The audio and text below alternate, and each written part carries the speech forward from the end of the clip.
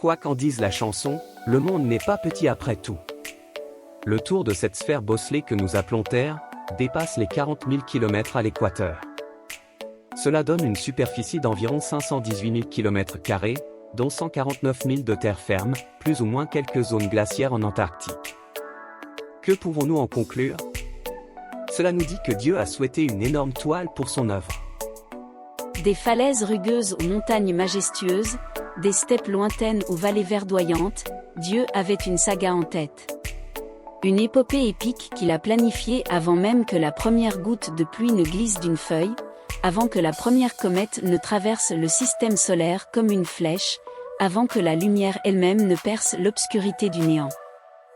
Dieu écrit son histoire ici, sur cette planète bleue en rotation. Et il a placé ce globe à nul autre pareil dans un univers absolument immense, une scène sans surprise pour un dessin de cette taille. Je vous aurais bien donné la taille de notre univers, mais nous n'en sommes pas entièrement certains. L'estimation la plus proche de ce que nous pouvons voir de notre univers s'élève à environ 92 milliards d'années-lumière d'une extrémité à l'autre. Une année-lumière est la distance que la lumière parcourt en un an. Et la partie qui nous est invisible pourrait être encore beaucoup, beaucoup plus grande. En d'autres termes, c'est tellement immense que nos cerveaux s'embrouillent rien qu'en essayant de l'appréhender. Toutefois, ce n'est pas parce qu'un univers gigantesque sert de cadre à ce récit saisissant, dont le protagoniste est notre planète remarquable, que l'histoire, et son avenir, en elle-même est compliquée à expliquer.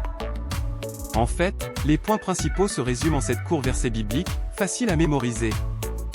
Juste une mise en garde avant de continuer. Cela vaut vraiment le coup de lire la Bible en entier, à plusieurs reprises, et de l'étudier attentivement. Il y a tellement plus de détails à découvrir dans cette histoire. C'est bien noté? Parfait.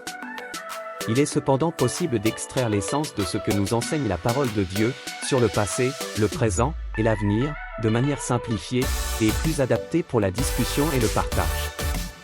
En d'autres termes, si vous vous appropriez ces 7 versets, vous pourrez résumer en quelques mots clairs, l'univers et ce qu'il contient, et l'expliquer plus facilement à autrui. Prêt? C'est parti! Rendez-vous à la prochaine vidéo pour le premier verset.